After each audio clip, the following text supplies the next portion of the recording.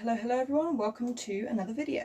Today I'm going to be doing a little bit of a mid-year check-in of books that I've read so far. If you want more in detail reviews on any of these books, I do have a Goodreads account which is linked in the bio of my Instagram. I'll put my username down here. My username is the same on, I'm pretty sure, every platform. I also have a Threads account, which I treat kind of just like a little online journal for little thoughts throughout the day. So, book 1, The Lost Hero.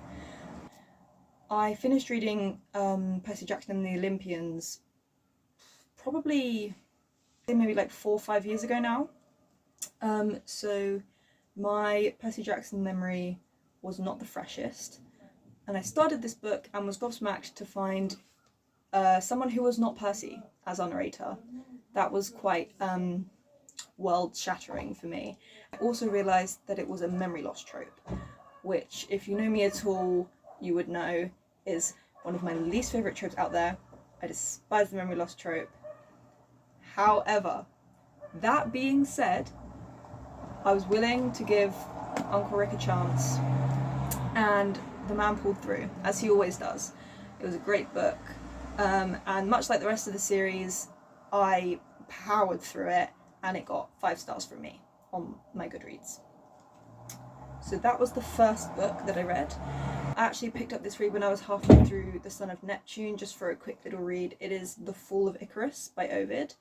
It's a very short book, a Penguin classic, literally just a retelling of the myth of Icarus.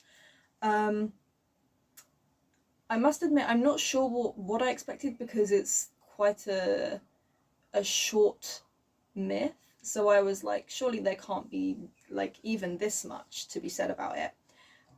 But surprisingly, it is filled quite well with a whole kind of overview of the entire story, instead of just the segment where Icarus falls, which I found really interesting, because there were parts of the myth in this book that I hadn't actually heard of before, because they're details that aren't as popular in the media as the literal fall, if that makes sense. So that was a really interesting read for me.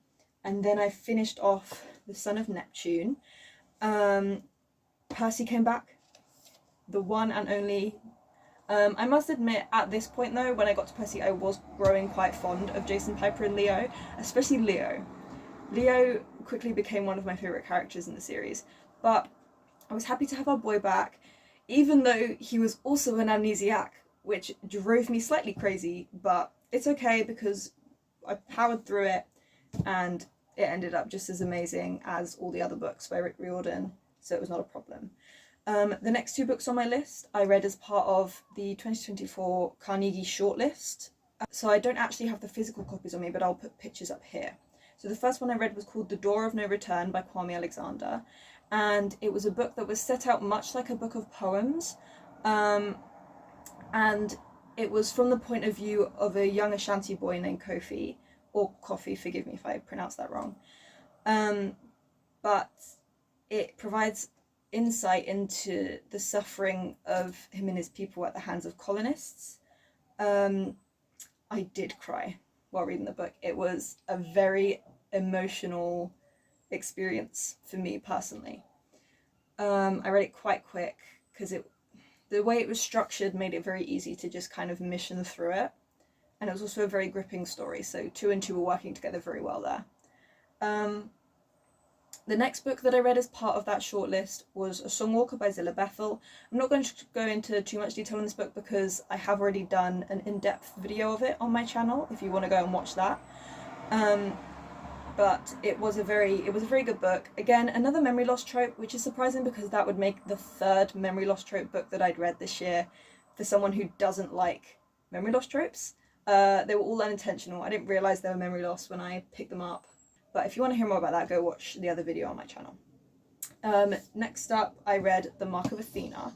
Now, I had some spoilers for this book, just from watching like edits of Percy Jackson and stuff, and just the general fandom online. I kind of knew about some of the events in this book, but that did not change how flabbergasted I was when I actually got to it, because I knew something bad was going to happen, but I didn't expect it to happen in that way.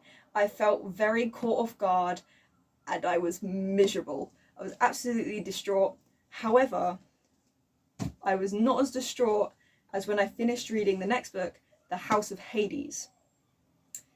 Now, for some people, this book might not have been like the favourite of the whole series.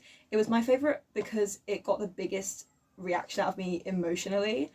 I actually messaged everyone I knew when I finished this book in absolute tears, and it was just absolute chaos.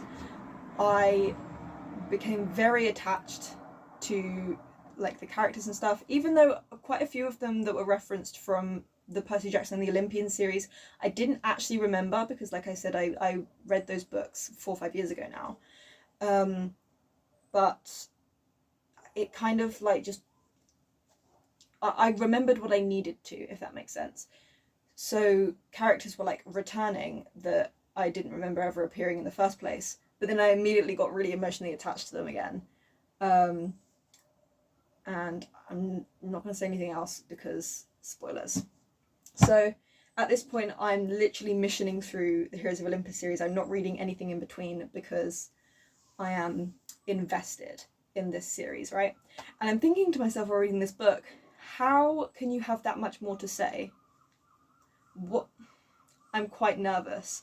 I did have a couple spoilers from the internet about this book as well, but I'd also had spoilers for Trials of Apollo, which I've not read yet, and I wasn't sure which spoilers applied to which series, so I was quaking in my boots.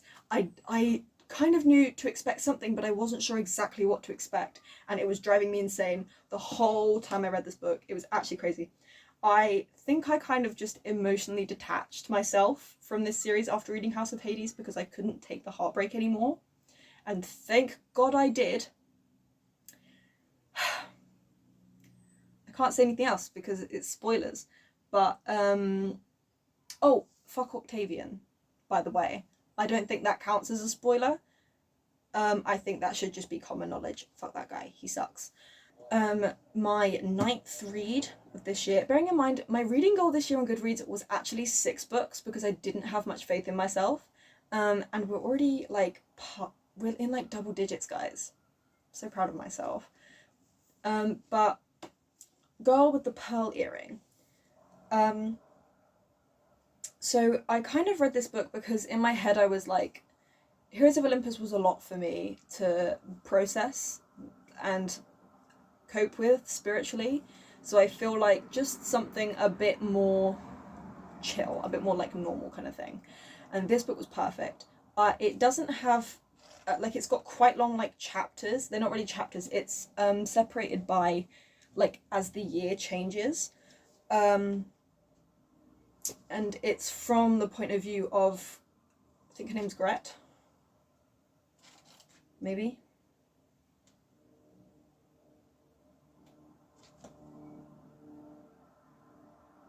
Greet? I'm gonna go with Greet. It's from the point of view of Greet, who is the handmaid, the girl with the pearl earring, and it is, I'm fairly certain it's a fabricated story. Yeah, it's a fabricated story behind the painting, but it feels realistic. It feels like, yeah, I believe that. I think that's what happened.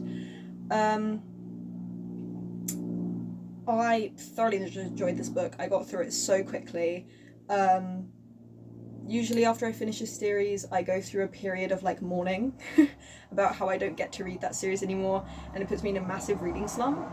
But it didn't happen because I immediately went on to reading this book, and that kind of, it was a very good bridge from one genre to another kind of thing, and it kept me out of a reading slump. Oh my god, there are just books everywhere. Okay, so the last book that I read so far this year was If We Were Villains by M.L. Rio. I'd seen like an in-depth review on this book by one of my favourite booktubers, Lexi aka Nulinova. I watched a video, I think it was a Dark Academia Books video, and this was included in it, and she mentioned it being very similar to Babel but for theatre kids. As a theatre kid myself, that was a sign. It felt like a sign from the heavens, the book gods. They were like, you need to read this book. So personally, I prefer to do plays that are like Shakespeare or like Charles Dickens, things like that. I do like to see musicals, but I'd find them less interesting on a deeper kind of level, if that makes sense. And this book was perfect for that kind of audience because it is filled to the brim with Shakespeare references. And although it's perfectly easy to understand the book without understanding the references, it kind of adds that extra level of detail and stuff, because it, in my personal opinion, it shows the closeness between the friend group as it's like, it's kind of like an inside joke between all of them. They don't speak that way to the other people around them, it's just to one another. And I think that it's, the way they talk is very cleverly used to show the dynamics between each of the friends. I finished reading this book on the train home from London at like 1 a.m, and I was in shambles a little bit. I wasn't really sure what to think. I needed to kind of process it a little bit. I did cry a bit, but I don't know if the crying was warranted. That might have just been because it was 1 a.m. and I was on the train. But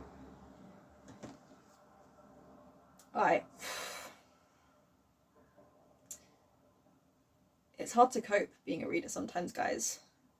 It's really difficult to just stay strong. But so my current read at the moment is Ariadne.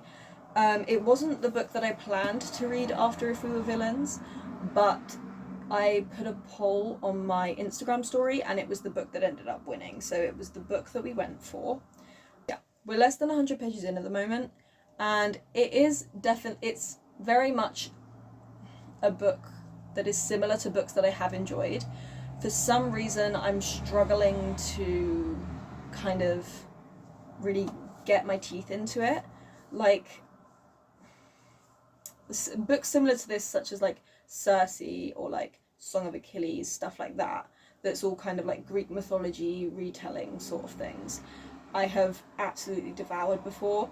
And I don't know if I'm just not in the mood to read, or I'm not in the mood to read this genre at the moment, but I'm struggling a little bit to get into it. But I have read, the majority of what I read so far, I read in one solid chunk, so I have a feeling it might just be I'm struggling to get started to read, but then once I am reading, it's okay. But I will be giving a proper in-depth review of that book when I've finished it. So that is what I've read so far this year, but that is where I'm going to conclude today's video. So I hope you guys enjoyed. Again, if there's anything specific you'd like to see from me, please feel free to comment down below. A couple people who commented on my last videos left some really good input for me, so thank you very much for that. And yeah, remember to like and subscribe. Bye!